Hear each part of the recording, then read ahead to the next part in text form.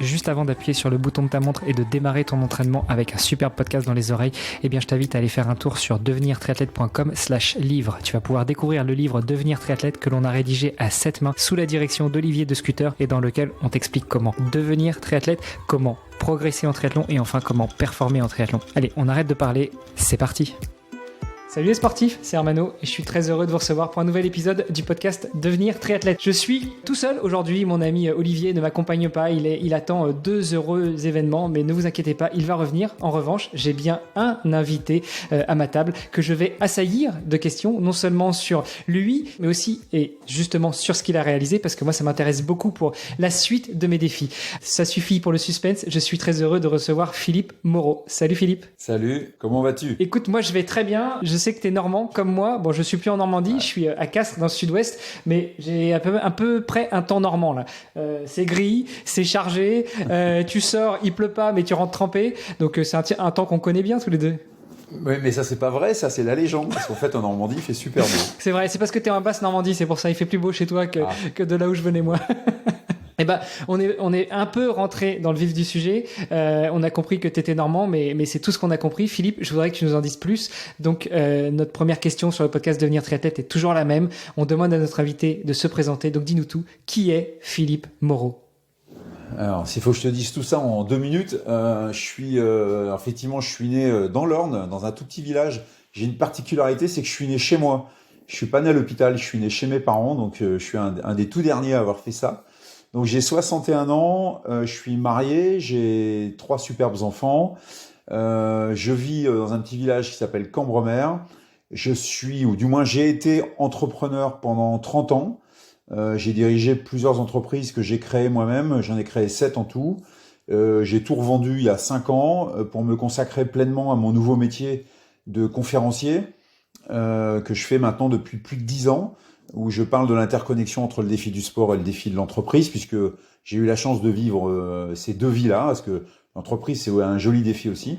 Et puis, bon, on aura l'occasion d'en reparler, mais j'ai vécu des défis sportifs considérés comme hors cadre, hors norme, un peu waouh, quoi. Voilà. Bon, donc j'ai fait ça, et je parle de ça. Alors, je fais ce métier depuis 10 ans, mais c'est quasiment ma dernière année. Je vais terminer en 2024, parce que j'ai aussi d'autres projets de vie que je voudrais mettre en œuvre à partir de 2025.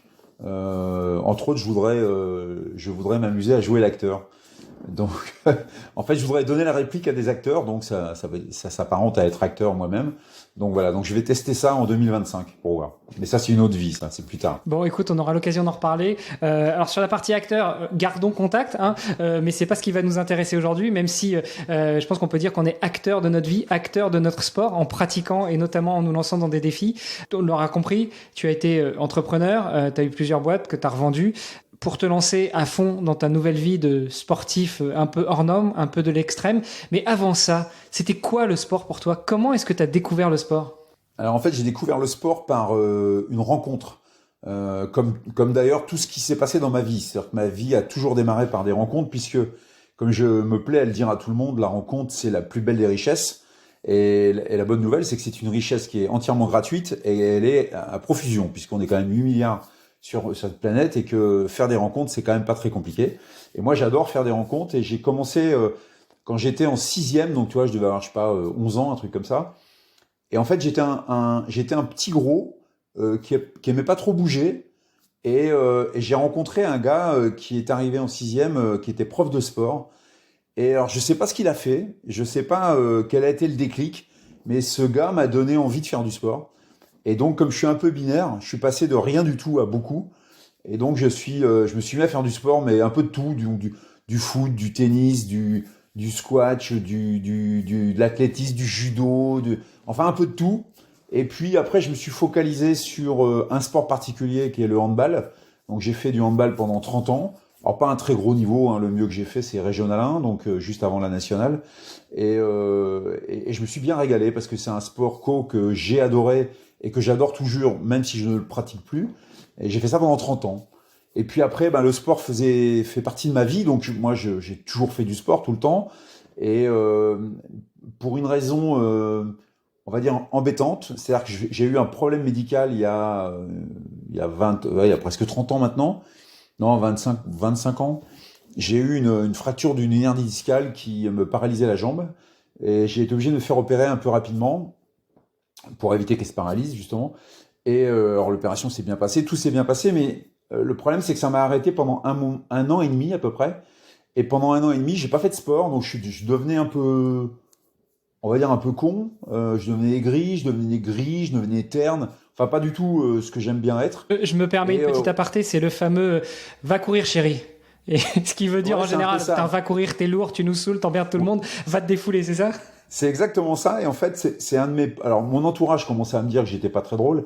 Et puis, mon kiné, qui est un pote, qui s'occupait de ma rééducation, lui aussi me l'a dit, mais il me l'a dit avec beaucoup plus de force, on va dire. Et il m'a dit, si tu veux qu'on continue d'être potes, arrête d'être con et remets-toi au sport. Et pour me remettre au sport, j'ai décidé de me lancer un challenge. Enfin, à l'époque, je trouvais ça extravagant. Moi, je détestais courir parce que j'avais décrété que je détestais ça. Parce que mon sport c'était le hand et que la course à pied ça m'ennuyait au plus haut point. Et ben, je me suis mis à courir parce qu'il m'a dit vas-y fais ça, mets-toi à courir et puis fais un truc qui pour toi est complètement impossible dans la course à pied. Donc à l'époque, je dis bien à l'époque, les gars qui faisaient des marathons, 42 km non-stop, moi je les prenais pour des tarés quoi. Je dis ils sont cinglés les mecs, 42 km non-stop c'est de la folie. Et puis mon pote m'a dit bah voilà t'as qu'à faire ça, fais un marathon, comme ça va te remettre un peu l'envie de t'y remettre. Et donc, moi, effectivement, j'avais besoin d'un challenge. Donc, c'est ce que j'ai fait. Et j'ai fait, alors je lui ai dit, j'en voulais en faire qu'un. Hein. Donc, il m'a dit, bah, si t'en fais qu'un, fais New York, parce que c'est mythique. Alors j'ai fait New York. Et quand je suis rentré de New York, j'ai trouvé ça tellement bien que, ben, depuis, j'ai jamais arrêté, quoi. Et depuis, je suis à 67 000 km de fait en course à pied. Waouh. À New York, quelle époque? Parce que pour aller à New York, en gros, il faut soit se qualifier, soit payer un bon gros billet avec un tour opérateur pour pouvoir avoir un Ouais. dossard. Voilà. Donc, à l'époque, j'ai payé un bon gros billet avec un tour opérateur. Ok. Voilà. Quelle année? C'était, je sais plus si c'est pas 2006 ou 2007, un truc comme ça. 2006, je crois. Ouais, déjà la très très très belle période pour New York. Ouais. Je vois bien hein, le moment où tu deviens un petit peu irascible, un peu insupportable. Ouais, 2006, j'étais en train de réfléchir quand tu me disais ça. Bon, on avait déjà, je crois, passé l'époque du un marathon de combien de kilomètres? Parce que j'ai connu ça aussi quand je me suis mis au sport. Tu cours des marathons, mais des marathons de combien? Bah, en fait, un marathon, c'est toujours 42 bornes. Mais maintenant, tout le monde le sait. Mais il y a encore 20-30 ans, on se posait un peu la question. Exact, ouais, mais plus maintenant. Maintenant, on me repose la question, mais parce que les distances que je fais sont tellement particulières qu'effectivement, la question est justifiée maintenant. C'est clair.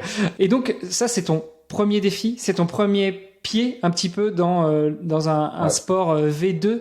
Ouais, tout à fait. C'est le premier et vraiment par goût du challenge. Et je vais te raconter une anecdote si on a le temps, parce que je l'adore cette anecdote. Comme quoi, tout n'est question que de détails et de perception des détails. En fait, quand j'ai passé la ligne d'arrivée à Central Park, bon, j'étais content, mais j'étais quand même exténué, hein, donc parce que j'avais jamais fait ça de ma vie, donc le premier marathon, ouais, j'ai été content de l'avoir fini quand même. Et puis je prends mon t-shirt, ma médaille, et puis je reprends le métro pour aller à la chambre d'hôtel pour retrouver ma chérie. Et dans le métro, les gens se mettent à applaudir. Alors je me dis tiens, il y a un VIP derrière moi, donc je me retourne. Et en fait, non, il n'y avait pas de VIP. En fait, il m'applaudissait moi.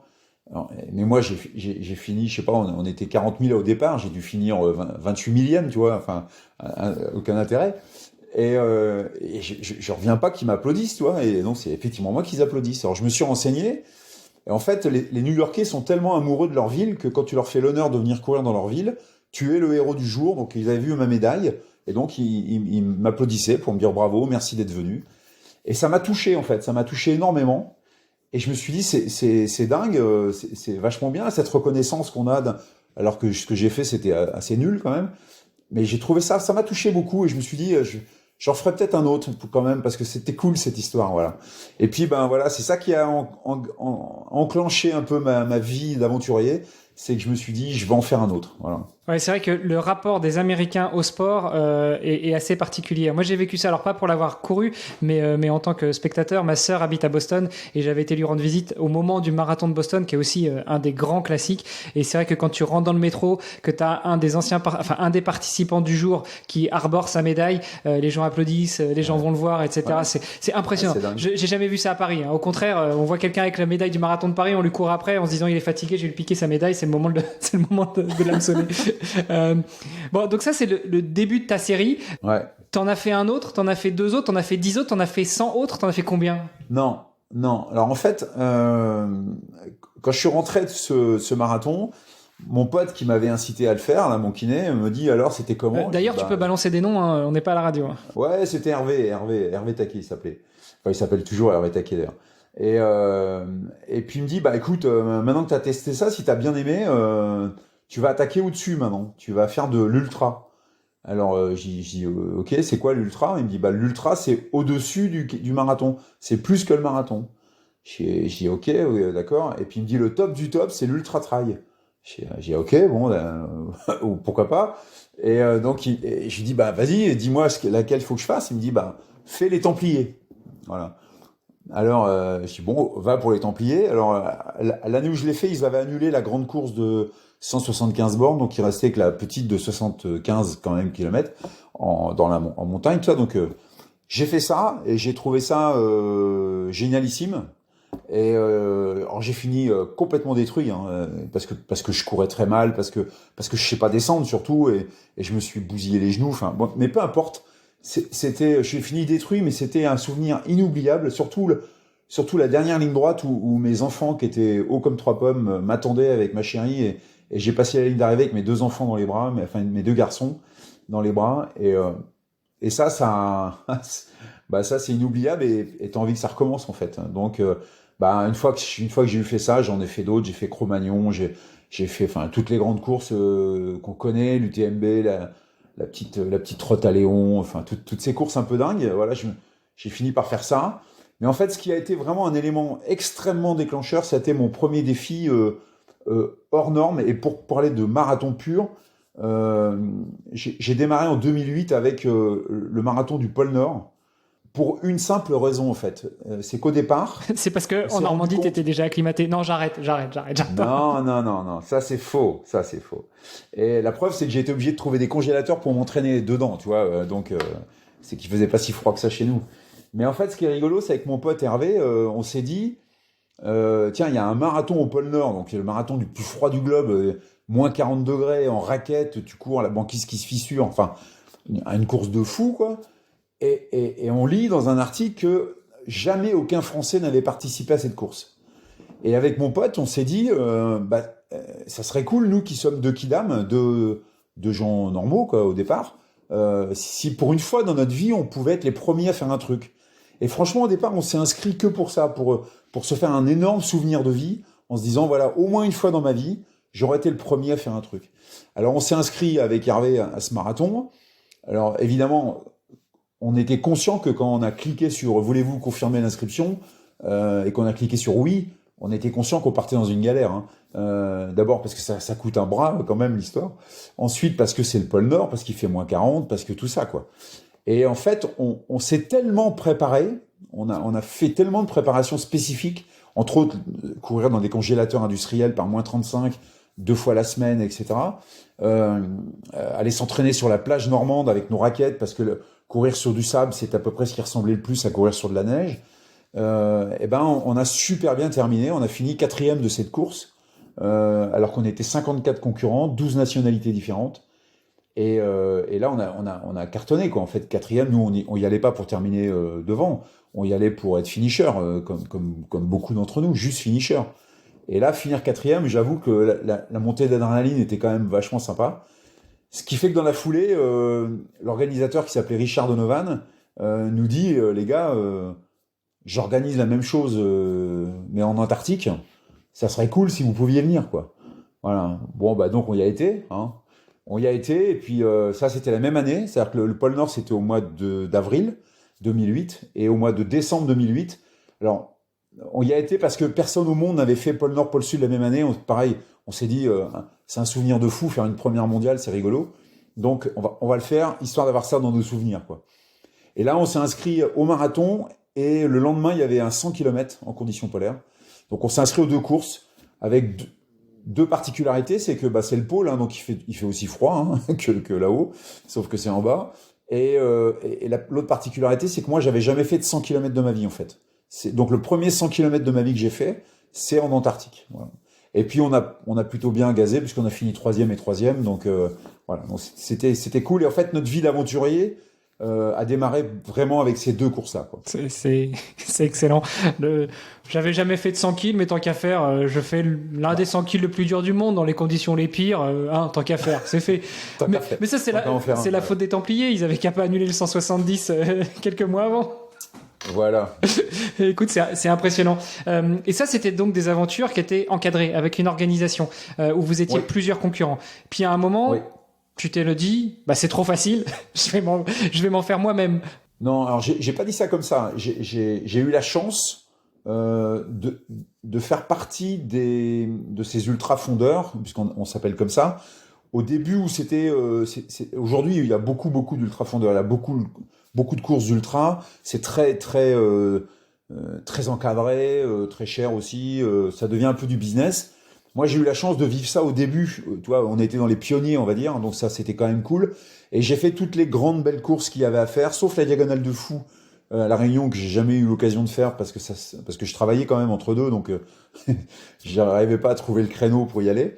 Mais comme je te l'ai dit, voilà, Templiers, Cro-Magnon, UTMB évidemment, la petite Trotte à Léon, magnifique course qui est, je sais pas si tu connais la petite Trotte à Léon, mais c'est le Tour du Mont Blanc comme l'UTMB. Sauf qu'au lieu de le faire avec 9500 de dénivelé positif et négatif et 170 km, là, tu fais tout par les crêtes. Donc, il y a 16 cols à franchir, 3 à plus de 3000. Il y a quasiment 300 km à faire, 20 000 mètres positifs, 20 000 mètres négatifs. Et en autonomie complète. C'est-à-dire qu'il n'y a pas de ravito, il n'y a rien, tu es en autonomie. Ah, mais c'est la PTL? Oui, c'est la PTL, la petite Trotte à Léon. Voilà, c'est ça. Voilà, c'est la PTL. Je la connaissais sous son petit sobriquet de la PTL. Donc voilà, j'ai fait toutes ces courses-là. Et j'avoue, je me suis bien amusé, on s'est bien marré. J'ai fait la Trans 333 aussi, la traversée des déserts égyptiens sur 333 km non-stop. J'ai fait la Badwater, la fameuse Badwater, je sais pas si tu connais cette course de dingos. C'est la course la plus dure au monde. Alors ils sont 2 ou 3 à se battre le titre, hein. Il y a la Barclay aussi, qui est réputée pour être elle est tellement dure qu'il y a quasiment jamais personne qui termine. Je crois que cette année, il y a exceptionnellement 3 mecs qui ont fini, mais c'est exceptionnel, parce que des fois il y a 0, donc alors moi cette course-là m'intéresse pas trop parce que aller faire une course pour avoir quasiment 0,5% de chance de terminer, moi je vois pas trop l'intérêt. Par contre la Badwater, la traversée de la vallée de la mort aux États-Unis au mois de juillet par plus 50 degrés, 217 km, 4000 positifs. Waouh, là tu te dis c'est chaud bouillant l'histoire, et c'était chaud bouillant. Et cette course-là, voilà, c'était la plus dure que j'ai pu faire en tant que course organisée. Et en fait, une fois que j'ai eu fait toutes ces belles courses, je me suis dit maintenant, ce qui serait sympa, ça serait. Ça t'a pris combien de temps temps entre. La Badwater, non, mais entre le premier marathon et ce moment où tu dis j'ai fait toutes ces courses. Ouais, ok. 8-10 ans. Et je me suis bien marré, hein. Je faisais 1 à 2 défis par an, donc je me suis bien marré. Et puis à la fin, donc j'ai fait une rencontre, encore une fois, toi. C'est que les rencontres qui font les changements d'orientation, hein. J'ai rencontré Serge Girard. Donc Serge Girard, pour ceux qui connaissent un peu l'ultra, un Normand qui a fait un peu de course à pied aussi. Ouais, voilà, 2-3 bricoles. C'est la référence, pour moi, c'est la référence mondiale de notre sport, de l'ultra, puisque Serge, il a détenu dans sa carrière tous les records du monde de toutes les traversées de tous les continents. Alors, ils ont été battus entre-temps, hein, mais à un moment donné, lui, il les a tous détenus. Donc c'est un truc de dingue. Et le dernier défi en date qu'il a fait, c'est le Tour du Monde en courant non-stop de 27 420 km en 16 mois, si je me souviens bien, un truc comme ça. Enfin, voilà, il a pulvérisé le record.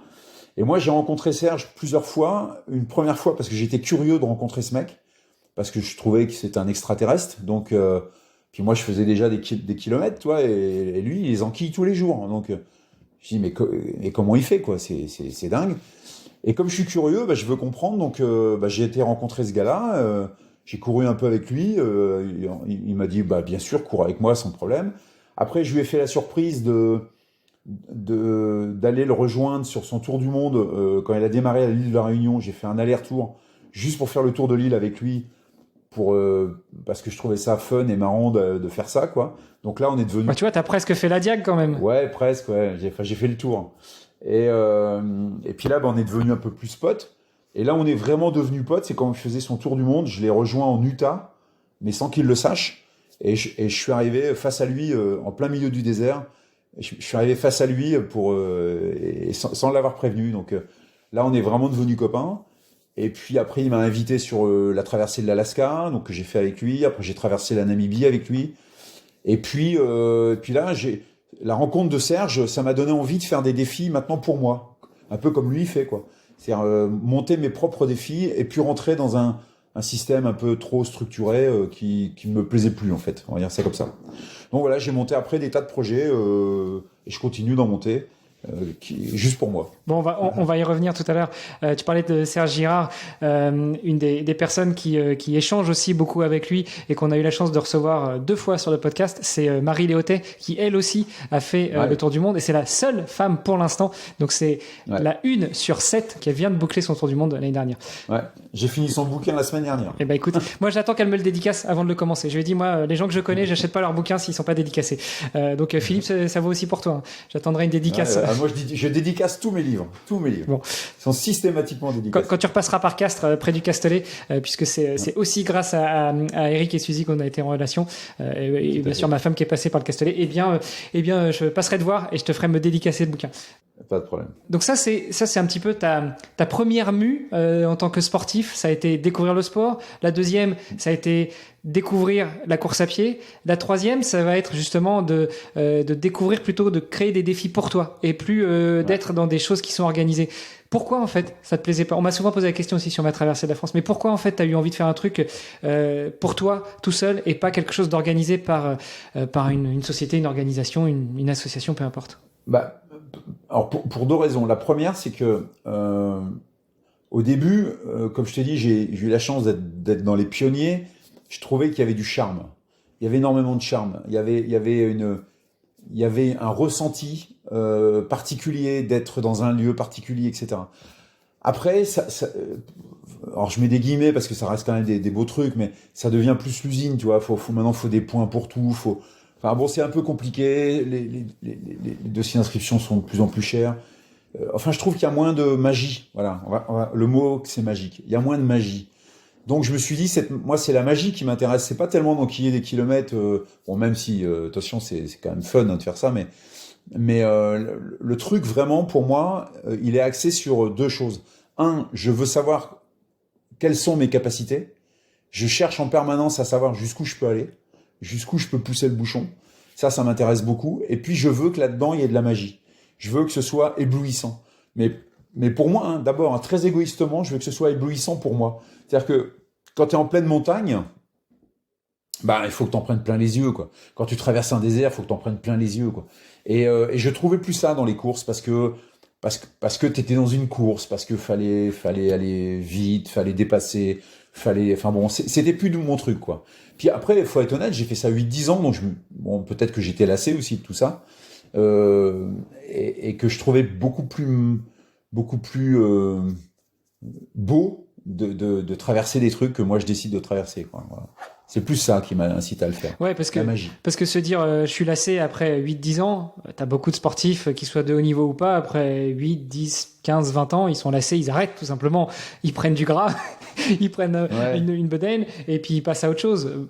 Souvent, c'est le move inverse de toi, ils se lancent dans l'entreprise, dans l'entrepreneuriat, ils deviennent salariés. Toi, t'as fait le contraire. Ouais. Et j'ai tout fait en même temps, Et donc, ce premier défi dans lequel tu te lances, c'est lequel? Alors le tout premier perso, c'est un truc qui s'appelle la Transsouffle. Je sais plus trop ça fait peut-être 8 ou 9 ans que peut-être même 10 ans que j'ai fait ça. La Transsouffle, c'était Marseille-Paris en courant, en faisant un marathon par jour pendant 30 jours. Et alors pourquoi je fais ça? Tous les défis que je fais, tous sans exception, je les accole à du sens. Parce que me faire plaisir, ça me suffit pas en fait. Certes, je veux me faire plaisir. Certes, je veux trouver de la magie dans ce que je fais, mais ça me suffit pas. Donc, j'y mets toujours du sens. Encore une fois, pour 2 raisons. La première, c'est que c'est intéressant de faire quelque chose pour quelqu'un, ou pour une association, ou pour une cause particulière. Et puis 2, ça m'aide moi-même, parce que tu le sais, toi, hein, qui as fait des trucs, on a des moments de faiblesse, on a des moments de doute où on a tendance à vouloir se dire c'est trop dur. Et là, quand tu le fais pour un sens particulier, ça te met un coup de boost, parce que tu te dis j'ai pas le droit d'arrêter, quoi. Il faut que je continue parce que la cause que je défends, c'est une belle cause, etc. Et en fait, la première chose que j'ai faite, c'est cette transouffle, c'était pour la mucoviscidose. Parce que Hervé, avec qui je courais, lui, il est kiné, donc il fait beaucoup de kiné respiratoire des enfants atteints de muco. Moi, j'ai la chance d'avoir personne dans mon entourage d'atteindre cette maladie. Mais je trouvais que c'était chargé de sens pour le coup, tu vois. Moi, j'ai besoin du souffle pour faire mes bêtises, et les gamins avaient besoin du souffle simplement pour vivre à peu près correctement. Donc du souffle pour un souffle, je trouvais que c'était intelligent de faire ça. Donc j'ai fait un truc qui s'appelle Trans-Souffle. Marseille-Paris, dans la tête des gens, c'est TGV 3 heures. Moi, c'était Marseille-Paris en courant 30 jours. Voilà. 30 jours, 30 marathons, 30 conférences. Chaque soir, je faisais une conf dans la ville où j'arrivais pour parler de la mucoviscidose, du don d'organes et lever des fonds pour donner à l'association Vaincre la muco. Donc ça, c'était le tout premier projet que j'ai fait. Alors autant te dire que j'en ai bien chié, parce que enquiller des marathons tous les jours, j'avais encore jamais fait ça, et c'était chaud, quoi. C'était chaud. Mais je suis arrivé à Paris, sans problème. Raconte-moi un petit peu ça, parce que Marie, c'est ce qu'elle a fait. Son tour du monde, c'était un marathon par jour. Moi, je suis parti sur un marathon et demi, entre 50 et 70 par jour, pour ma traversée de la France. Et c'est pareil, j'avais jamais fait plus qu'un marathon. Si, j'avais fait un ultra trail, pas un ultra trail. J'avais fait un trail de 50 km, mais c'est tout, quoi. Donc, tu dis que t'en as souffert. Ouais. T'avais organisé ça comment? C'est-à-dire, tu pars le matin, tu fais ton marathon, après tu te poses, et puis après tu vas faire ta conférence, ou tu scindais en deux. Enfin, tu t'organisais comment? Ouais, c'est ça. En fait, tous les matins, on partait vers 11 heures à peu près. Je faisais mon marathon. Alors, quand je t'ai dit que j'en ai un peu chié, c'est que en fait, je savais pas comment faire ça. En fait, j'y ai été, j'ai découvert. Donc, je courais très mal. J'étais pas cadencé comme il faut. J'avais pas les bonnes fréquences. J'étais trop dans l'intensité au départ. Enfin bon, toutes les erreurs qu'il faut pas faire, je les ai toutes faites. Donc partir trop vite, terminer la ramasse parce que j'avais dit aux gens que j'arriverais dans la mairie à 16 heures, donc max. Donc fallait que je sois là à 16 heures max, tu vois. Puis moi je suis un curieux, donc moi j'aime beaucoup courir le long des rivières, par exemple, le long des rivières, le long des canaux. Mais si je vois un pêcheur, moi je m'arrête et je discute avec le pêcheur, si tu veux, tu vois. Donc j'ai tout de suite vite fait de perdre du temps. Donc après faut rattraper le temps. Enfin bon voilà. Donc j'ai tout fait, les erreurs je les ai toutes faites. Et puis voilà, j'arrivais dans les mairies. Systématiquement, j'aime bien arriver dans les mairies parce que la mairie c'est un lieu symbolique.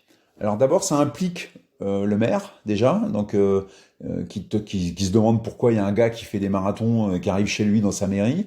Comme ça l'implique au niveau du sens que je veux mettre. Donc souvent pour la conférence, ça m'aidait bien parce qu'il me fournissait la salle. Et puis après, j'allais prendre une douche, soit chez l'habitant, soit à l'hôtel, soit là où on était. Puis à 18h30, je faisais ma conférence tous les soirs, voilà, 1 heure, 1 heure et demie, des échanges. Puis après, manger, dodo, et le lendemain, on recommence, et ainsi de suite. Et voilà, c'était une routine. J'étais parti avec une équipe de 2 personnes, un caméraman pour des images, mon Jean-Mi qui m'accompagne depuis des lustres, qui est un ami ça fait 40 ans qu'on se connaît, avec Jean-Michel, qui me connaît par cœur. Et puis, c'est la première fois que j'avais emmené un kiné avec moi. Parce que comme je savais pas trop dans quoi je me lançais, je me dis peut-être que ça sera utile d'avoir un kiné. Bon, je suis vachement content de l'avoir emmené, parce qu'il m'a quand même requinqué tous les soirs. Mais c'est la seule fois que j'ai emmené un kiné, en fait. Après, je m'en suis passé, voilà, tout le temps. Parce que je me connaissais mieux. Ouais, tu te connaissais mieux, tu avais l'expérience. Donc ça, c'était la première, ton premier défi. Et quand tu es arrivé à Paris, est-ce que ça t'a fait l'effet d'un marathon, d'une course, d'un ultra? Pendant une bonne partie, tu te dis plus jamais, puis tu passes la ligne et tu te projettes sur qu'est-ce que je vais faire après? Alors, jamais je me dis plus jamais. Jamais. Mais c'est marrant, Alors, il paraît que j'ai un mental costaud, Mais alors, ce qui est rigolo, c'est quand on a un gros mental, on s'en rend pas compte, en fait. C'est les autres qui nous le disent qu'on a un gros mental. Mais c'est vrai que quand j'analyse un peu tout ça, même quand c'était dur, même quand c'était très, très, très, très dur, jamais, jamais, je me disais, mais plus jamais ça, quoi. Jamais. Et moi, je suis plutôt quelqu'un qui se projette sur le projet d'après. Même pendant que je suis en train de le faire, je me dis, c'est trop bien ce que je suis en train de faire. Le prochain truc, c'est quoi? Qu'est-ce que j'enquille après? Donc, je suis tout le temps dans la recherche de projets en permanence. Ce qui fait que quand j'arrive, j'ai même pas de petit coup de blues. Moi, je suis très très heureux d'arriver. Je suis très heureux d'avoir fini le projet. J'ai beaucoup d'euphorie. Je chiale en règle générale à chacune de mes arrivées parce que c'est quand même un moment intense. T'as été au bout du truc, tu vois. C'est quand même. Puis tu t'enquilles quand même des choses un peu dures. Donc, je suis assez content à chaque fois. Et puis, ben, je suis déjà le lendemain. Ça y est, je repars sur d'autres projets. En règle générale, même le lendemain, je recours. Hein, je m'arrête pas du tout. Je fais du décrassage après tranquille pendant 2-3 semaines, puis après je reprépare le projet d'après, quoi. Tout le temps. Bon, du coup, on va peut-être pas tous les faire, mais les projets suivants jusqu'à un truc où tu as traversé un continent. Ouais. Tu vois où je veux venir? Ouais. Bah après, ouais, j'ai fait plein de. Bah, comme je t'ai dit, j'ai traversé l'Utah avec Serge. Serge, il m'a bien aidé hein, pour traverser des tas de trucs. Hein. Donc j'ai fait l'Utah, j'ai fait l'Alaska, la Namibie. Enfin voilà, plein de projets sympas. Et puis à un moment donné, quand je discutais avec Serge, justement, je commençais à lui dire, j'ai pas de record du monde dans mes souvenirs. Donc ça serait marrant que j'en ai un, quoi, tu vois. Mais franchement, au départ, je raisonne comme ça. Je veux dire, souvenir, ça serait fun. Enfin, tu vois, je me prends pas la tête en fait. Hein, juste, je veux me faire des beaux souvenirs. Et moi, j'ai pas de petits enfants encore, mais quand j'aurai des petits enfants, je me dis, ils me demanderont des histoires, un de ces quatre. Toi, papou, raconte-moi une histoire. Ben, je raconterai les miennes. Ça sera plus cool, quoi. Donc, j'essaye de me créer un maximum d'histoires, de belles histoires. Et puis, en parlant de ça, il me dit, bah écoute. T'en as un qui est accessible, hein, enfin entre guillemets, hein, c'est la traversée de l'Australie, parce que c'est le plus court, on va dire ça comme ça. Donc c'est 3800 km, et le record du monde c'est 38 jours, 12 heures ou 11 heures et 52 minutes, je crois, de mémoire, qui est détenu par un Français hein, qui s'appelle Patrick Malandin. Donc faites le calcul, hein, 3800 km en 38 jours, ça fait 100 bandes par jour, hein, quand même. Ça fait 100 bandes par jour, c'est ça, voilà. Donc alors ce que j'adore avec ce projet, c'est que quand on commence avec Serge à parler de ce projet, pour moi, dans ma tête, hein, c'est complètement inaccessible. Mais complètement inaccessible. Et en fait, ce qui est rigolo, c'est Serge qui me dit mais moi, je sais que tu es capable de faire ça. Et alors, c'est dingue, parce que je t'assure que la confiance en soi et l'estime de soi, c'est un sujet que je travaille au quotidien tout au long de ma vie. Hein. Parce qu'on travaille pas assez ça. D'ailleurs, pour ceux qui nous écoutent, là, travaillez votre confiance en vous et votre estime de vous. Vous êtes des belles personnes. Travaillez le sujet, c'est important. Et moi, je passe mon temps à travailler ça. Et là, Serge, il croit encore plus en moi que moi. Et ça m'a interpellé. Je me suis dit, c'est quand même bizarre, quoi. Et donc, je l'ai questionné. Donc, il m'a expliqué. Il m'a dit, bah écoute, c'est simple. Là, tu cours. On va faire simple. Hein. Il me dit, tu cours comme un con. Donc, c'est normal que tu n'envisages pas faire 100 km par jour. Parce que tu cours comme un con. Voilà. Donc, il m'a expliqué tout ce qu'il fallait que je change. J'ai accepté, ça c'est hyper important ça, j'ai accepté de tout changer. Dans ma façon de courir, ma façon de manger, ma façon de dormir, ma façon de boire. J'ai accepté de tout changer pour être en capacité de dire, ouais, ok, 100 bandes par jour, c'est jouable. Et donc j'ai fait tout ça, j'ai fait un grand travail qui a duré un an et demi à peu près. Alors par contre c'était chaud, hein, c'était dur, hein. Faut être honnête, c'était dur. Mais j'ai effectivement tout changé, y compris ma façon de courir, donc c'est quand même un truc très dur à faire.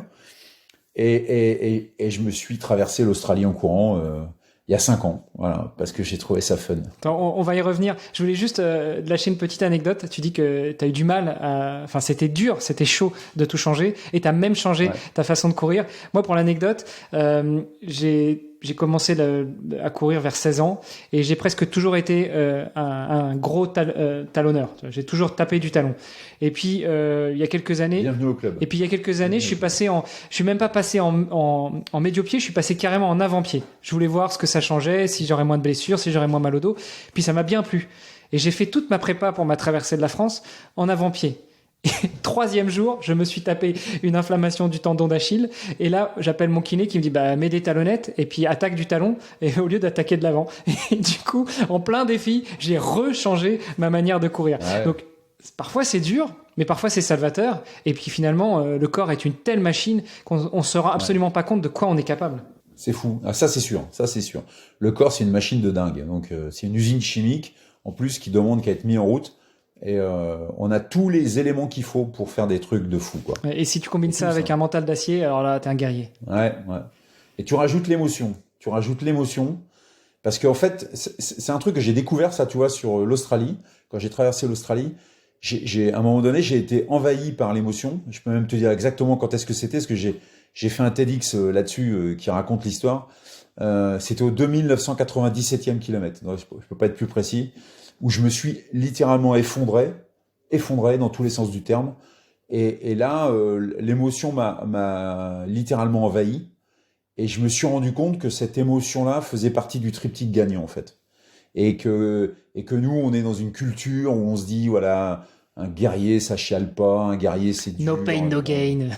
Ouais, voilà, moi j'étais là-dedans longtemps, toi, et c'est nul, en fait. C'est nul parce que tu peux être un guerrier, ce que je suis, et en laissant parler tes émotions, ce que je laisse faire maintenant, parce que ça m'aide énormément, mais énormément à aller au bout des choses, quoi, énormément. Donc, moi avant c'était corps mental, maintenant c'est corps mental émotion, triptyque gagnant. Waouh. Bon, écoute, c'est pas parce qu'on est des guerriers qu'on est obligé d'avoir un cœur de pierre. Hein. On peut avoir un vrai cœur qui bat et avec des vraies émotions, parce qu'elles viennent de là, les émotions à la base. Bien sûr. Donc là, tu te lances dans ce projet de traverser l'Australie. Serge Girard, t'as planté une petite graine qui grandit, tu changes plein de choses, tu te prépares. Comment on se prépare sur un défi pareil, 3800 et des patates kilomètres, avec 100 km par jour. Donc 2 marathons et demi par jour. Et puis sur un petit continent pas vallonné, il fait pas chaud, la nuit il fait pas froid, il y a pas de désert, il y a pas de bestioles, il y a pas de grande ligne droite, c'est juste c'est un tapis quoi. Bah ouais. Oui. Alors en plus c'est rigolo, c'est que moi je déteste les lignes droites, hein, donc et là-bas c'est que ça, donc c'est qu'une ligne droite, donc. Mais oui, t'as raison sur tout ce que tu dis. C'est à l'autre bout du monde. Oui, toutes les saloperies sont là-bas. C'est un budget colossal. Oui, c'est tout un tas de trucs. Mais en fait, ce qu'il faut, c'est step by step, quoi. Moi, je travaille beaucoup en step by step.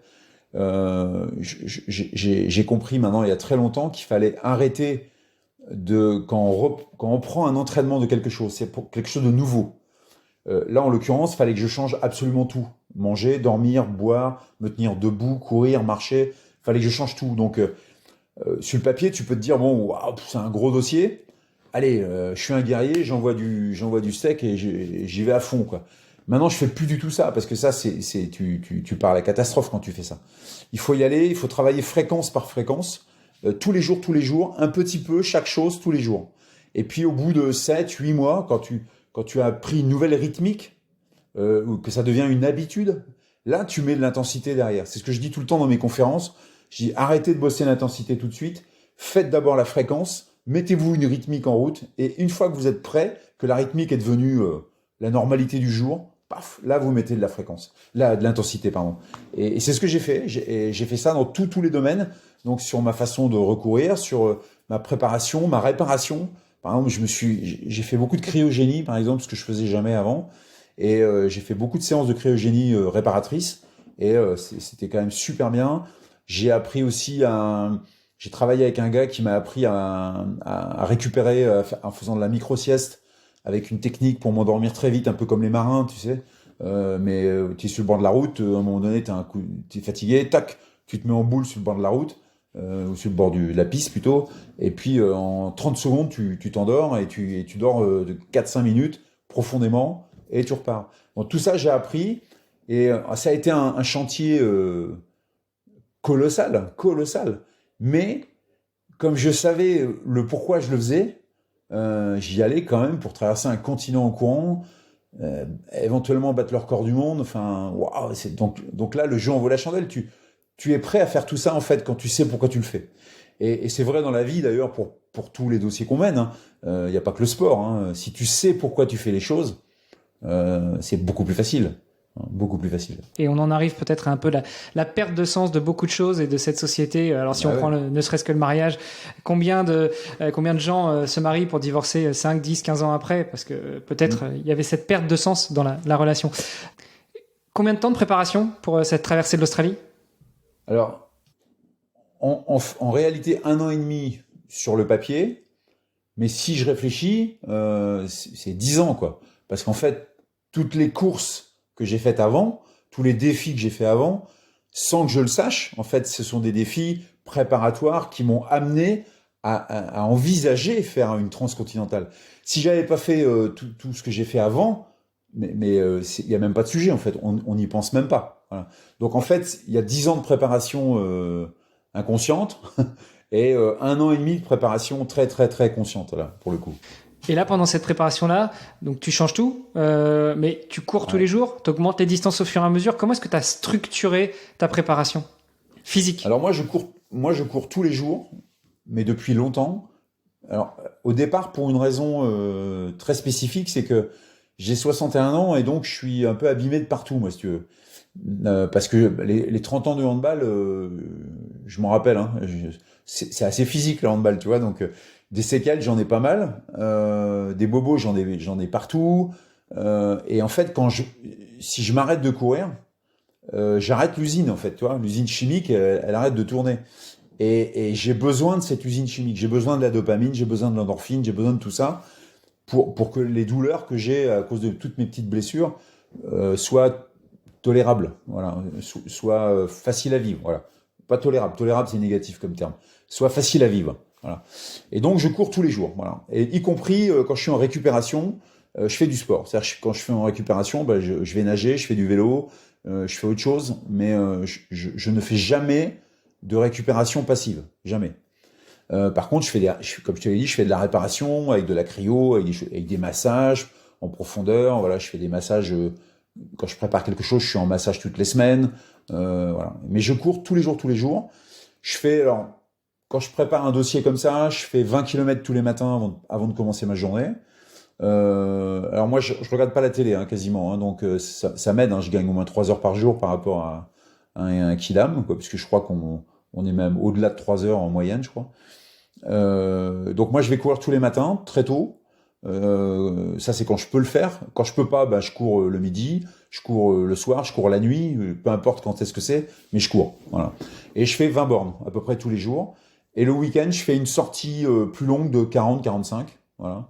Mais je vais pas au-delà. Ça sert à rien, en fait. Ça sert à rien d'aller au-delà. En fait, ce qui est intéressant, c'est de monter en rythme tranquillement pour être capable de faire 25, 30, 40 km avant de démarrer ta journée, quoi. Et en disant, voilà, c'est cool, quoi. Tout va bien. Pas fatigué, tu vois. Comme il y avait un sketch, je sais plus qui c'était, là, qui dit, je fais de la K2000, tu sais, mais je suis pas fatigué. C'est chouette que je suis pas fatigué, quoi. Moi, je sais plus qui c'était qui faisait ce truc-là. C'est Dupontel, je crois que c'était Dupontel. Enfin bon, peu importe. L'idée, c'est ça. C'est d'enquiller les kilomètres avec, je mets des guillemets, avec facilité, parce que ça peut faire prétentieux de dire ça, mais c'est ça l'idée. Tous les jours, pas vite, pas fort.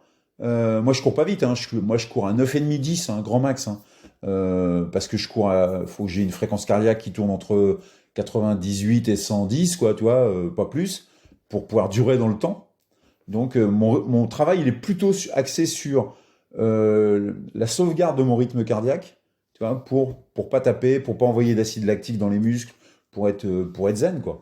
Et après, tu fais 30, 40 ou 50 ou 60, c'est pareil, quoi, en fait, au bout du compte. Et ça t'a suffi pour préparer des journées à 100 bornes, 38 journées à 100 bornes ? Alors, sur le papier, c'était censé suffire. C'était censé suffire. Mais en fait, 100 km par jour, on est dans un spectre là qui rentre dans la démesure quand même. Donc non, ça s'est pas fait simplement, ça a pas suffi. Mais après, je me suis beaucoup posé la question, surtout pendant que j'étais en train de le faire. Hein. Qu'est-ce qu'il aurait fallu que je fasse pour que ce soit plus facile, tu vois ? J'ai pas la réponse. Hein. J'ai pas la réponse. Je sais pas ce qu'il aurait fallu que je fasse parce que j'ai quand même eu la sensation d'en faire beaucoup, d'avoir beaucoup changé les choses, d'avoir fait attention à des tas de choses. Et ça n'a pas suffi, donc je sais pas ce qu'il faut faire de plus, quoi. Mais attention, il faut être raisonnable dans les propos. 100 km par jour pendant plus de 38 jours, on est dans du XXL, c'est pas tout à fait logique là ce qu'on fait, tu vois. D'ailleurs, moi je ferai plus ça. Je l'ai fait, je le ferai plus, c'est fini. C'est trop dur. Et toi, tu t'organisais comment justement sur cette traversée, sur cette transcontinentale? C'était le même style que ta Transsouffle, départ le matin, t'enquillais tout, Ouais. et le soir tu dormais à l'hôtel dans un camping-car. Comment tu t'organisais? Non, alors en fait, la façon dont c'est organisé, c'était simple. On s'était donné, moi je m'étais dit, voilà, le top c'est de faire les 100 bornes en 14 heures à peu près. Tu vois, 14 heures, ça veut dire les pauses pipi, les pauses manger, les pauses sieste, enfin voilà, toutes Les pauses cigarettes. Ah non, excuse-moi. Mine de rien, des pauses, t'en fais pas mal dans une journée comme ça, tu vois, t'en fais beaucoup, plein de petites pauses mis bout à bout, ce qui fait que ta moyenne, elle est pas très bonne, tu vois. Mais on s'en fout, c'est pas très grave. L'idée, c'est pas d'aller vite, hein, l'idée, c'est de traverser. Hein. Donc, on s'était dit, voilà, 14 heures au top, au pire, 16 heures max sur la route, tu vois. Et je m'étais dit, si je suis 16 heures sur la route, mon équipe, pour s'occuper de moi, ma logistique, tout ça, ils vont pas suivre en fait. Tu vois, c'était le paradoxe. Parce que mon équipe, elle se couche 1 heure après moi pour tout préparer pendant que moi je dors. Et elle se lève 1 heure avant moi pour tout me préparer, pour que quand je me lève, je m'habille, je mange et j'y vais, quoi. Donc, je me suis dit, si je suis 16 heures sur la route, plus 1 heure, ça fait 18, plus un peu de logistique entre deux. Mais mon équipe, elle va dormir quand, quoi. Donc, j'ai pris 2 équipes. On est parti à 4. On est parti à 4 plus moi. Et pour qu'ils puissent se relayer régulièrement, pour que l'équipe puisse suivre. Parce que si j'ai pas une équipe performante pour s'occuper de toute la partie logistique du dossier, parce que tu traverses quand même le bush australien, donc ça veut dire que tu traverses le désert, il y a personne, il y a pas un Pékin, hein, tu croises de temps en temps, t'as un camion qui passe, mais tu croises des fois des journées et il y a personne. Hein. Donc il faut une équipe nickel chrome pour assurer la logistique. Donc je suis parti avec voilà 4 personnes, un camping-car, un 4x4, parce qu'on est passé dans des pistes des fois qui étaient un peu rock'n'roll. Et quand il y avait des roadhouse possibles, c'est-à-dire quand tu traverses l'Australie, il y a des roadhouse tous les 90 km. Donc roadhouse, c'est un endroit où tu as un hôtel, une petite épicerie et une pompe à essence pour refaire le plein. Des fois c'est super bien, des fois c'est pas bien du tout. Voilà. Mais tu le sais que quand tu arrives. Hein. Et puis c'est tous les 90, moi je fais tous les 100, donc tu vois, il y avait des transferts à chaque fois. Donc des fois le transfert était trop long, donc on faisait camping-car. Et quand le camping-car pouvait pas passer dans les pistes parce qu'il y avait trop de sable et que le camping-car, d'abord c'était interdit qu'il y passe, voilà, on faisait du bivouac. Donc bivouac, c'est toile de tente, les matelas épais comme ça, et puis tu dors pas, quoi, en gros, quoi, tu vois. Enfin, tu dors pas très bien, puis il y a pas de douche, puis il y a rien, quoi. Voilà. Donc le mieux, on essayait de favoriser les roadhouse pour que je puisse avoir une douche chaude, parce que ça fait quand même un bien fou la douche chaude, pour le corps, mais aussi pour la tête, parce que c'est un signal à ta tête que la journée est finie. Et c'est important d'envoyer des signaux à ton cerveau pour dire voilà, maintenant c'est fini, tu peux te relaxer, tu peux te reposer. Alors le souci de ça, c'est que pour aller dans le détail et le pourquoi je n'ai pas battu le record du monde, parce que je ne l'ai pas battu. J'ai fait la 2e perf mondiale, bon, ce qui est sympa, hein, mais j'ai pas battu le record. J'ai été devant pendant 25 jours, hein, mais au 26e jour, il est passé devant. Et en fait, je l'ai pas battu pour cette raison-là, c'est-à-dire que je voulais privilégier les roadhouse pour privilégier la douche, un bon lit et tout ça, plutôt que le camping-car.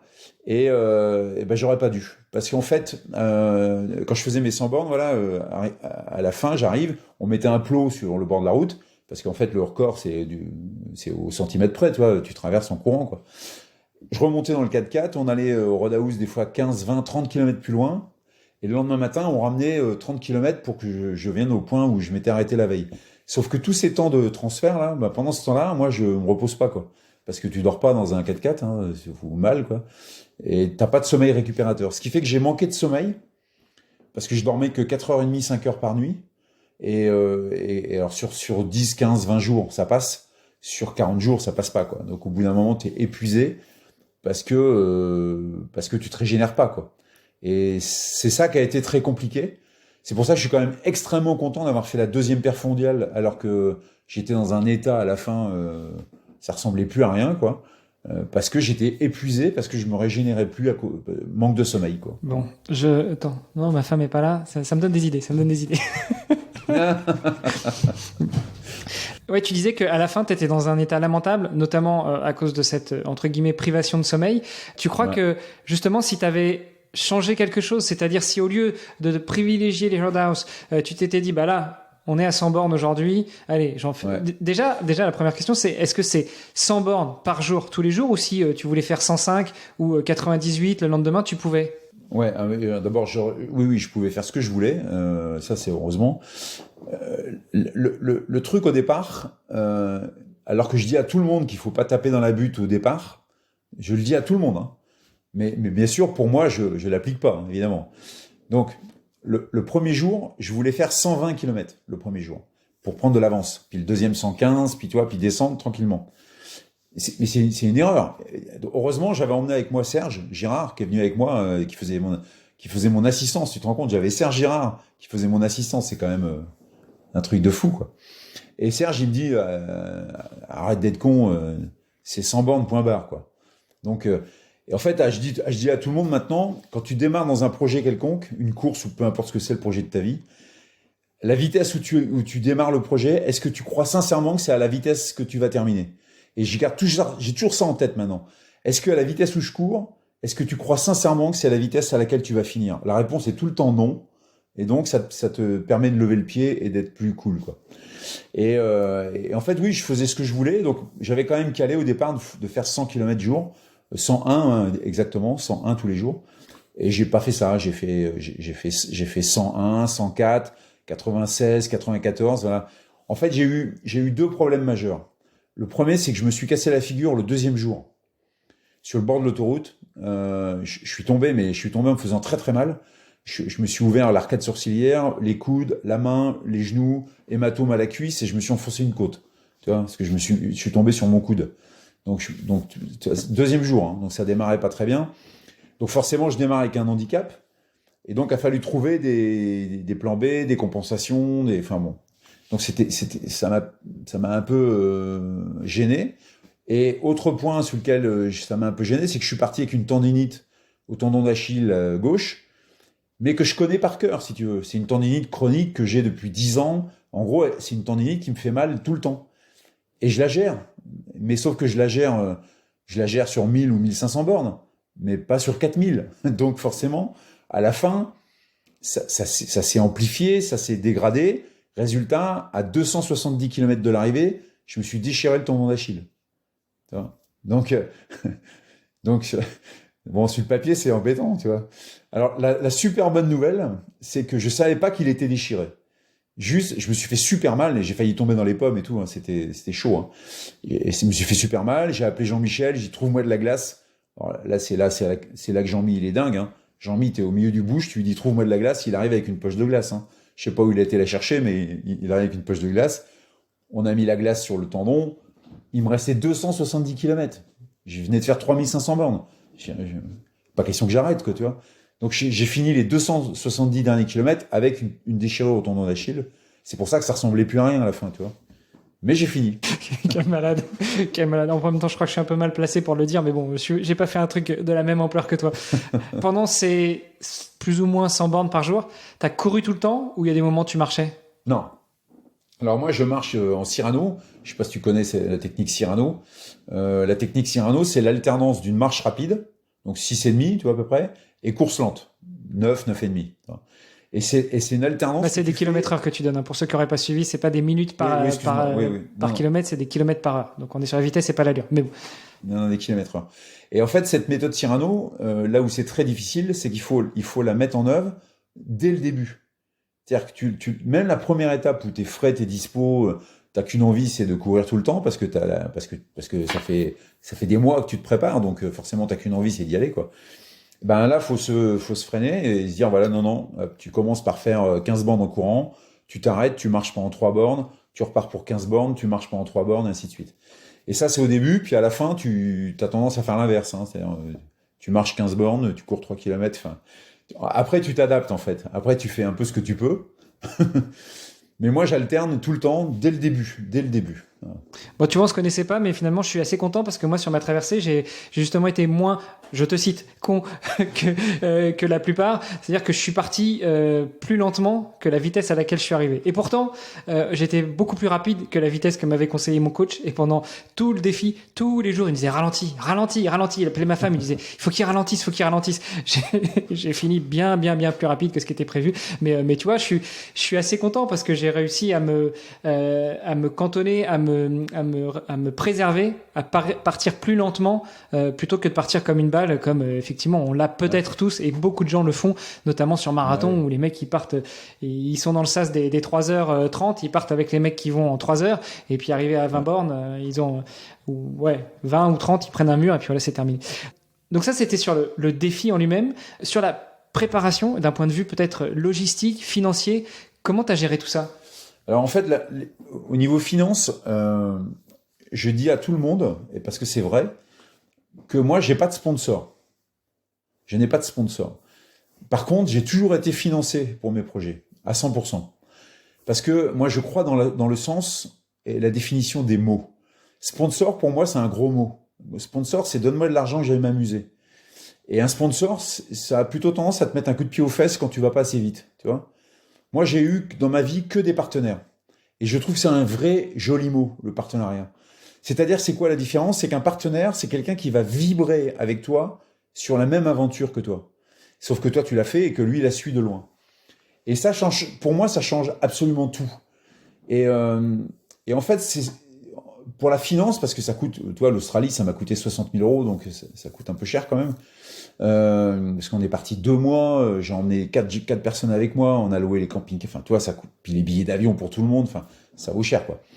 Et en fait, la façon dont je procède, c'est que moi, quand je parle d'un projet, je suis exalté, en fait. Je suis un exalté, moi. Je suis un enthousiaste. C'est-à-dire que quand je m'engage dans un projet, mais que ce soit pour moi ou pour quelqu'un d'autre, hein, à partir du moment où je décide de m'engager, je suis à 250%. Je suis enthousiaste, mais grave, quoi.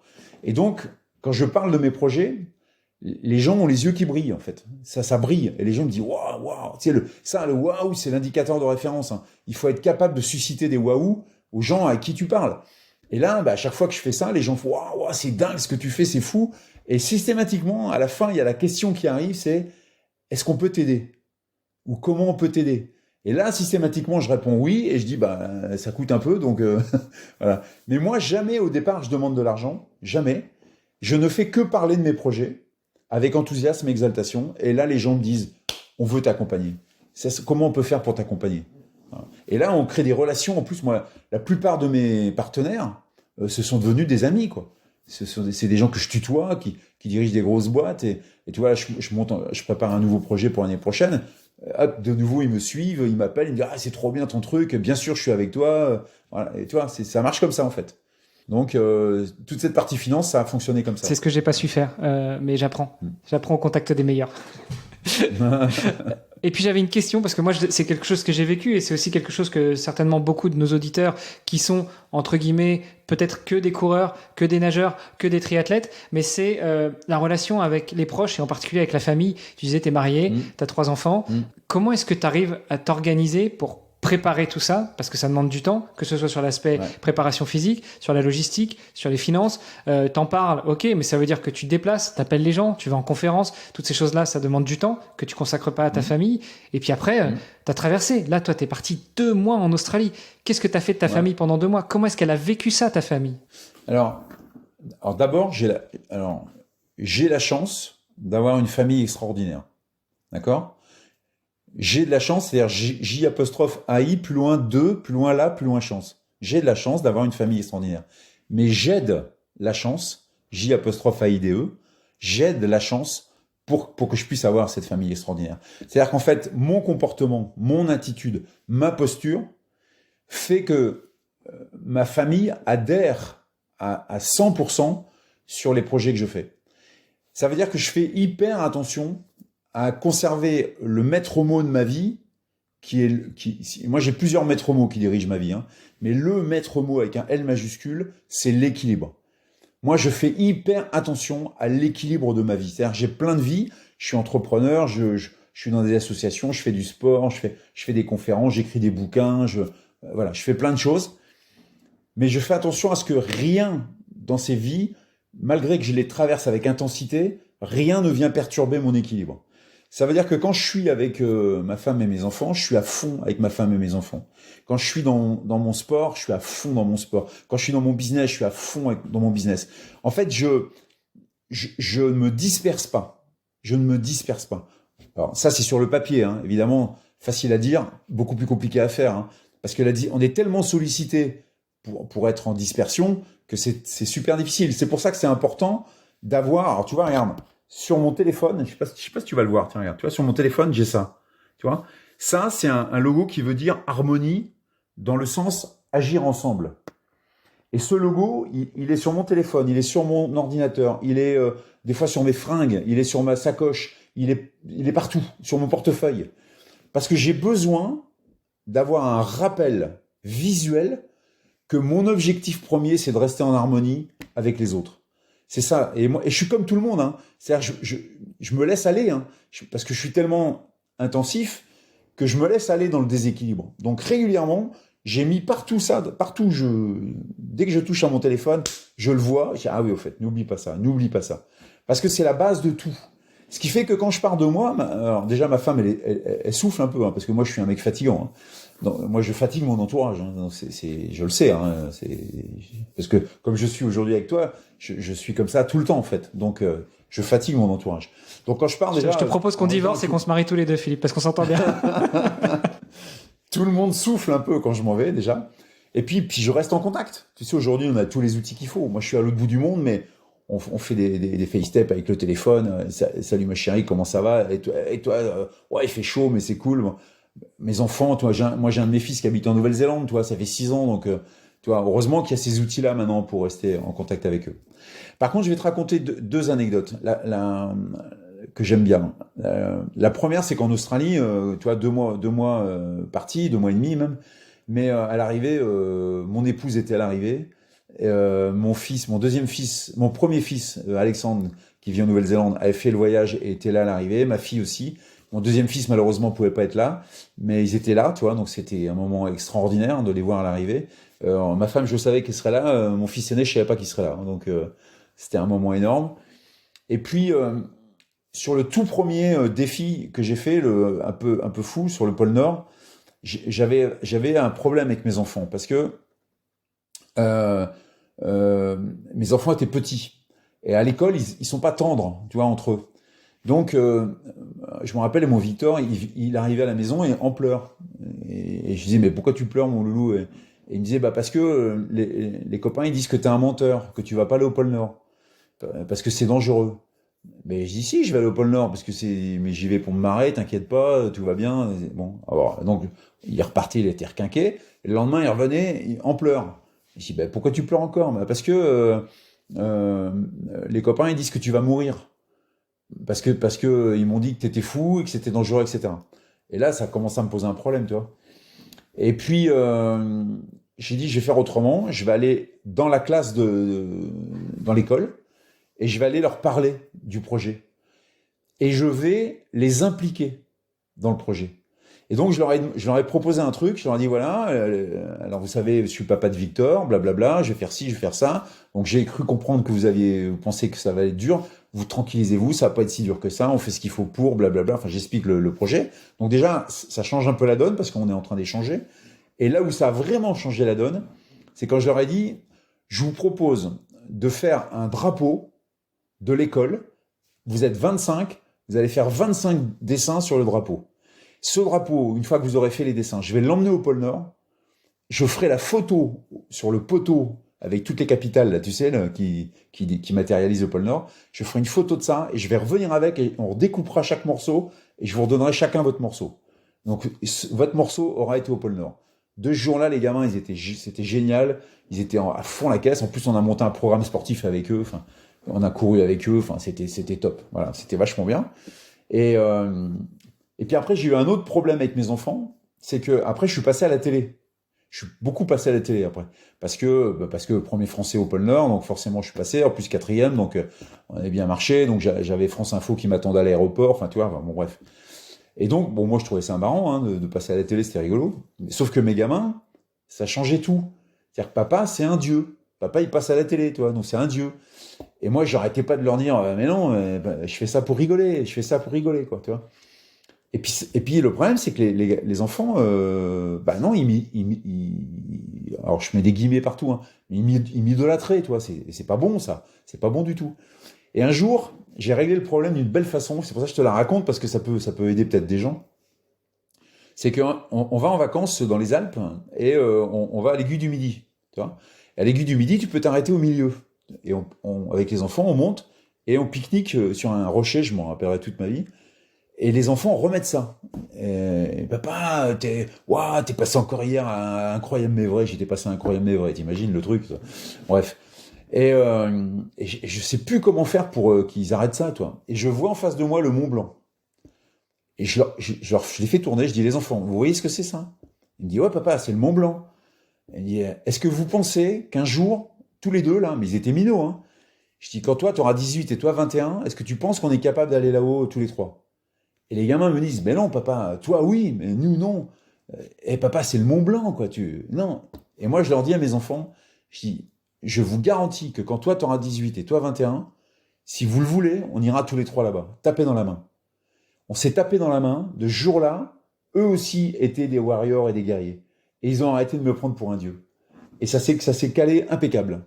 Et après, bah, mes gamins, ils adorent hein, quand je pars. Je raconte mes trucs. En plus, moi, je fais des films à chaque fois, toi. Donc, je reviens avec des films et tout. Et c'est plutôt sympa, quoi. Non, non, ça se passe très, très bien.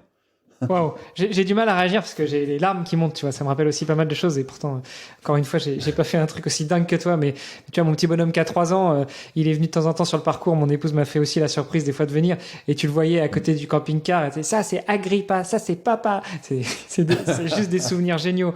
Et lui aussi, c'est pareil. Il y a des gamins qui disent ah, mais non, c'est pas n'importe quoi. Ton père, il va pas traverser la France, surtout en courant. Et puis, mais lui, il était plus d'aplomb. Si. Regarde, il est en train de le faire. Ah ouais, bah ouais. Bon, ça, c'est l'Australie, 2018, hein, Ouais. c'est ça? Ouais, ouais. Et depuis, tu fais quoi? Eh ben, depuis, j'ai été pas mal embêté, comme tout le monde.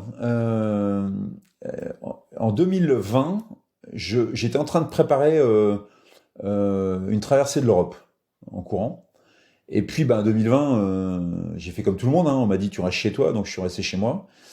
Et je me suis dit, alors j'ai râlé hein, au début, hein, comme tout le monde. Hein. J'ai râlé, ça m'ennuyait de rester coincé. Et puis surtout, je pouvais pas faire mon projet, quoi. Tu vois, donc ça m'embêtait. Et puis je me suis dit, mais en fait, c'est nul, arrête de râler. Tu t'arrêtes pas de dire aux gens qu'il faut tout positiver dans la vie, qu'il y a toujours des bonnes nouvelles. Eh ben, cherche-la ta bonne nouvelle. C'est quoi la bonne nouvelle du coin? La bonne nouvelle, c'était que j'étais j'avais du temps à disposition. Le truc qu'on cherche tout le temps, toi. Là, on me le donnait. Donc, j'ai pris ce temps pour lire, beaucoup lire, et regarder des liens vidéo que j'avais mis dans un coin. J'en avais une page complète, des gens que je voulais regarder. Aurélien Barraud, Jean Covici, Arthur Keller, Fabrice Bonifay, Cédric Rickenbach, Pablo Servigne, tous ces gens-là. Je voulais lire leurs livres et je voulais les écouter. Et là, bah, j'ai pris le temps de le faire. Et là, ça m'a impacté. Mais ça m'a impacté très fortement. C'est-à-dire que je me suis dit, mais en fait, on est en train de déglinguer la planète, quoi. On est en train de la bousiller. Et ça va pas du tout. Moi, j'adore cette planète. Elle est vachement bien, cette planète. Et puis, je veux la laisser propre à mes enfants. Donc, je me suis dit, ben, qu'est-ce qu'on peut faire? Qu'est-ce qu'on peut faire? Et en fait, depuis, tous mes projets s'appellent Courir pour la planète. Et le tout premier que j'ai fait, juste post-Covid, c'est-à-dire qu'on nous a dit, ouais, vous pouvez ressortir, mais en France, hein, vous n'allez pas plus loin, vous restez en France. Je me suis dit, bah tiens, je me suis entraîné, je suis prêt, je vais faire un périple dans l'esprit zéro carbone. Donc je suis parti avec une carriole de chez moi, de la porte de chez moi, donc je pouvais pas faire plus près. Hein. J'ai ouvert la porte de chez moi avec ma carriole et j'allais en vacances dans le Jura, chez des amis à Pupillin, exactement dans le Jura. Et il y a 740 km. Et j'ai dit à ma femme, bah, je vais y aller en courant. 74 km par jour pendant 10 jours, en tirant une carriole de 24 kilos, en autonomie complète, zéro carbone. Voilà. Donc ma petite maison dans ma carriole, et j'y vais en courant. Voilà. Ça veut dire, alors, à part l'eau que j'étais obligé de demander l'eau aux gens parce que tu peux pas trimballer 8 litres d'eau tous les jours pour pendant 10 jours, c'est pas possible. Donc j'allais taper aux portes. Sinon tout le reste, la bouffe lyophilisée, la toile de tente, le bivouac le soir au pied des canaux et tout ça, génial. J'ai adoré. Et j'ai fait un truc, voilà, 740 km, zéro carbone. Et ça m'a bien plu. Et puis, de là, j'ai fait tous les trucs courir pour la planète. Et il y a 2 ans, j'ai fait un premier projet que j'ai trouvé, mais génialissime. C'est pas parce que je l'ai fait, mais parce que, franchement, tu regarderas, il y a des émissions sur ma chaîne YouTube. J'ai fait un tour de France. J'ai fait 42 marathons en 42 jours. J'ai rencontré 42 entrepreneurs innovants qui ont décidé de transmuter leur business model pour les rendre compatibles avec les ressources et la planète. Des gens qui ont osé, mais transmuter complètement leur business model. Et d'abord, je me suis posé la question de savoir, est-ce qu'il y en avait beaucoup ? Je me dis, j'en cherche 42 déjà, tu vois, pour faire un tour de France. Alors pourquoi 42 ? Parce que, je ne sais pas si tu le sais, mais si tu lis un bouquin qui s'appelle Le voyageur intergalactique d'Adam Douglas, le chiffre 42... Parce que 42. C'est la réponse universelle, voilà. Et en plus, non seulement il fallait que tu en trouves 42, mais en plus 42 est séminé un peu partout en France, parce que tu pouvais pas prendre 42 parisiens, quoi. Non. Donc j'ai fait 42. Parce que 42, c'est la réponse universelle. Et un marathon, ça a la bonne idée de faire 42 km, donc je trouvais ça marrant.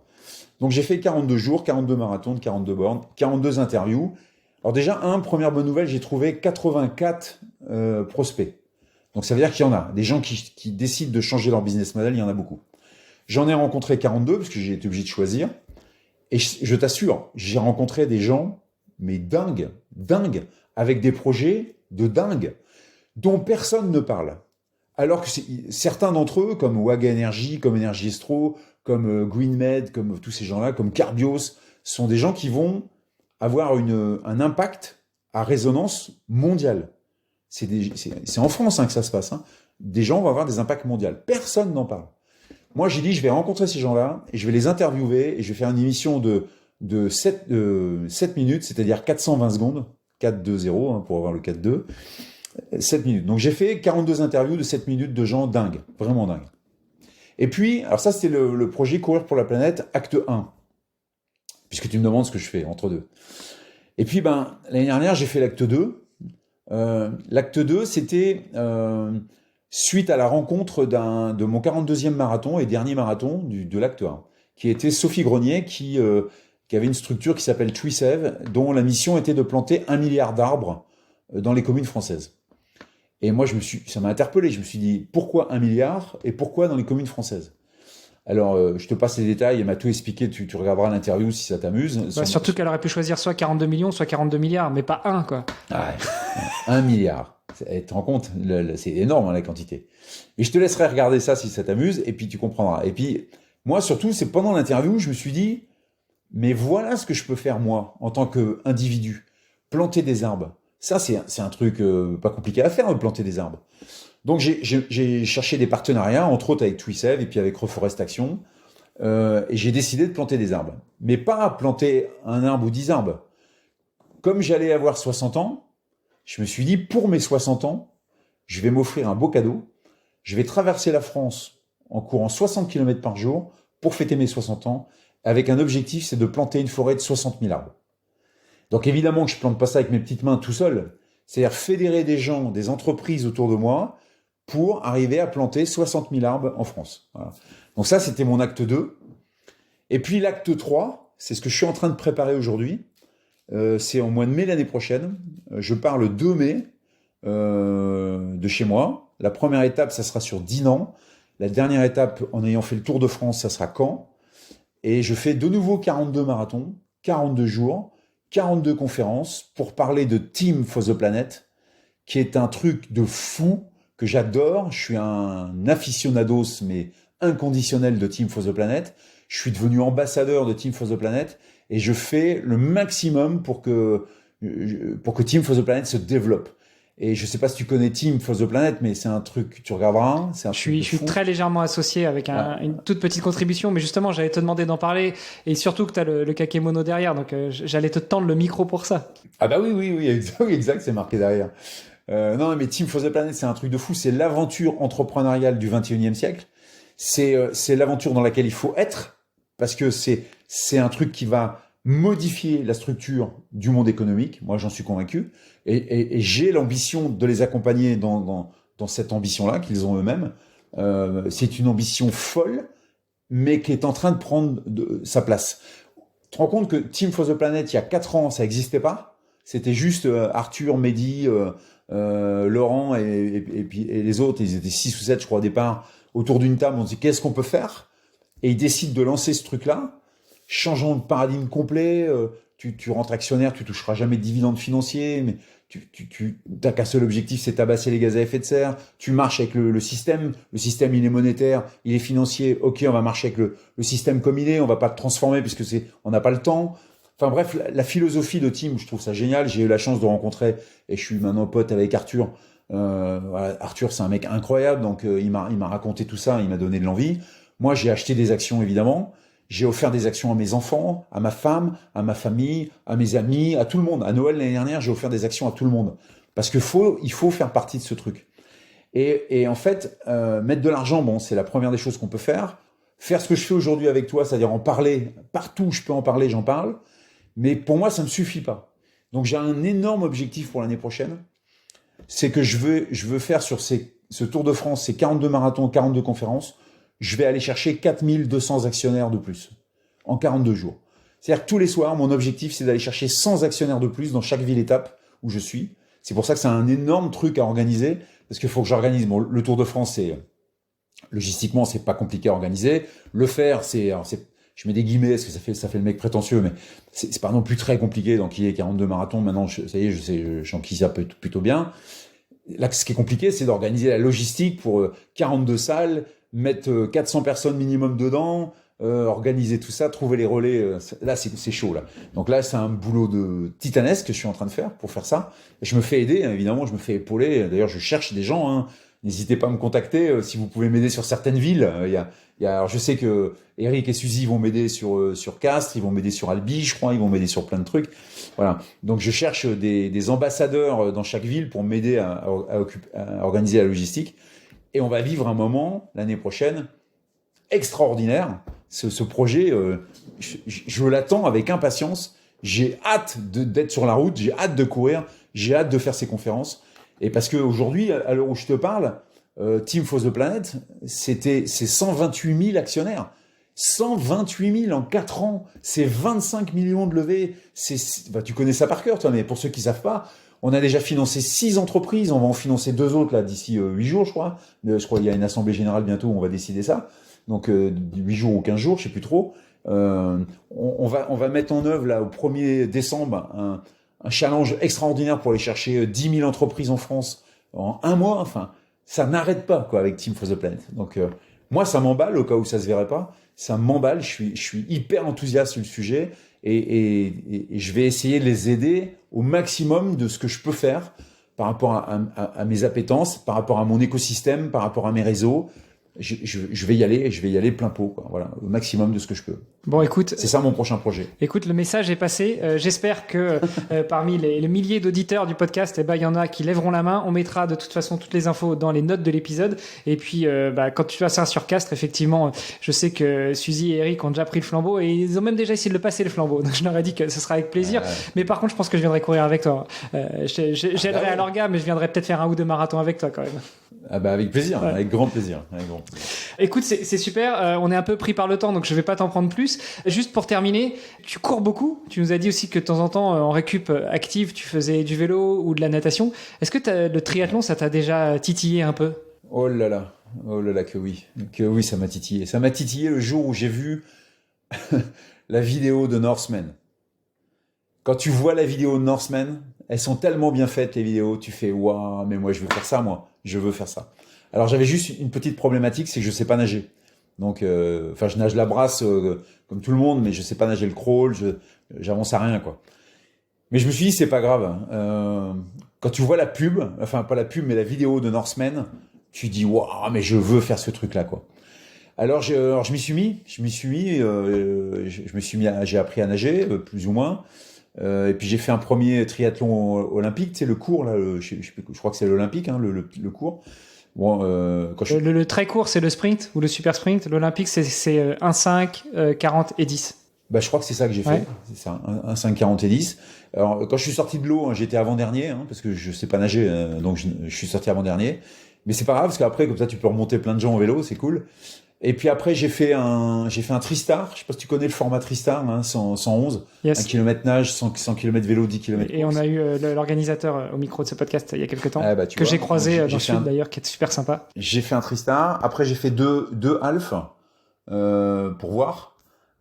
Pareil, à chaque fois, je suis avant-dernier de la flotte. Hein, donc, il reste 2 vélos dans le parc à vélo. Moi, c'est facile de repérer le tien, ça c'est cool. Le tien est celui qui a abandonné dans l'eau, celui qui est pas sorti, c'est ça? Non, celui qui est pas encore sorti, ouais. Et en fait, j'ai laissé tomber pour l'instant parce que il faut s'entraîner sur 3 disciplines. Moi, je dirigeais des boîtes, je fais des confs, j'écris des bouquins, j'ai une vie de famille. Enfin, je veux dire, là, à un moment donné, les 24 heures dans la journée sont pas compressibles à ce point-là. Donc, je me suis dit, si je continue, je vais le faire n'importe comment. Je vais perdre mon équilibre. Donc, on va mettre ça en stand-by dans un coin. Mais j'ai fait du triathlon parce que je trouve que c'est absolument génial comme sport. C'est hyper complet, évidemment. Et tu prends un pied à faire ça, c'est énorme. Et évidemment, c'est pas moi ni les auditeurs qui te diront le contraire.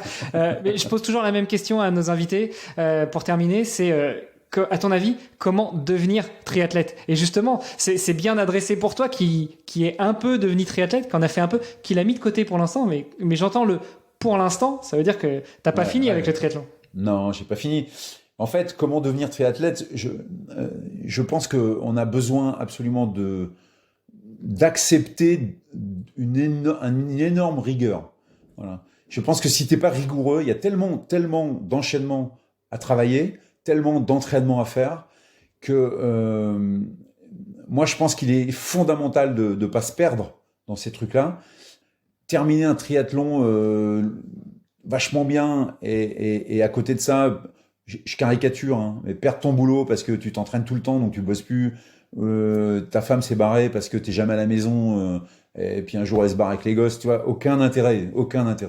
Donc je pense qu'il faut conserver en permanence l'idée que, ok, va y avoir un entraînement de fou à faire, je vais mettre une rigueur en place énorme, parce qu'en fait, il faut que je conserve mon équilibre tout en gagnant de la performance.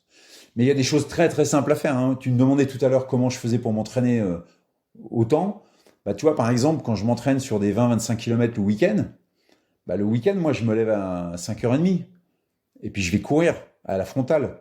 Et quand je rentre à 8h30, 9h, j'amène le petit déjeuner au lit à mon épouse avec la rose qui va bien, le pain au chocolat et le thé. Tu vois ?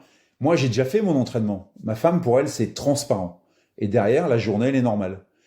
C'est ça qui est important, c'est comment rendre nos entraînements transparents vis-à-vis des cercles qui forment nos entourages.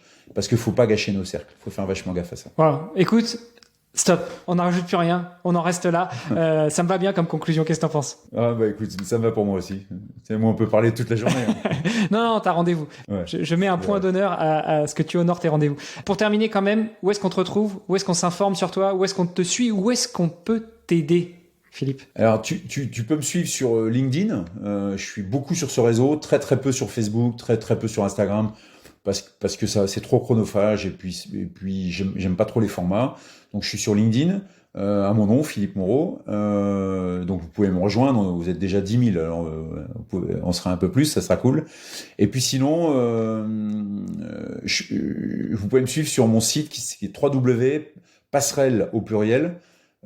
.pro, alors c'est facile à se rappeler, pro comme professionnel, comme ça c'est très prétentieux, mais parce que .com et .org c'était déjà pris, donc il me restait .pro, donc j'ai pris .pro, et passerelle au pluriel parce qu'il y a plein de passerelles entre nos vies perso, nos vies associatives, nos vies sportives, nos vies business, il y a plein de passerelles, donc c'est là-dessus que je communique, c'est sur ce site-là. Vous avez toutes les vidéos, j'ai beaucoup de vidéos sur ma chaîne YouTube qui s'appelle comme moi, Philippe Moreau, Courir pour la planète. C'est évidemment open bar, c'est gratuit. Abonnez-vous, regardez, vous verrez, j'ai rencontré des gens dingues j'ai fait des jolis films sur des belles traversées. Alors, écoute, merci beaucoup Philippe. De toute façon, on remettra les liens dans les notes de l'épisode. On te souhaite une bonne continuation, une bonne préparation de ton prochain défi, courir pour la planète. Et puis, je te donne rendez-vous l'été prochain à Castres. Ok, ça marche. On fait comme ça. Merci. Allez, ciao à toi. Bonne journée. Merci d'avoir écouté cet épisode jusqu'au bout. N'oubliez pas de rejoindre notre groupe Facebook pour discuter avec les invités, commenter et poser vos questions. Et Olivier et moi, nous vous répondrons dans un prochain épisode. À la semaine prochaine. Salut les sportifs.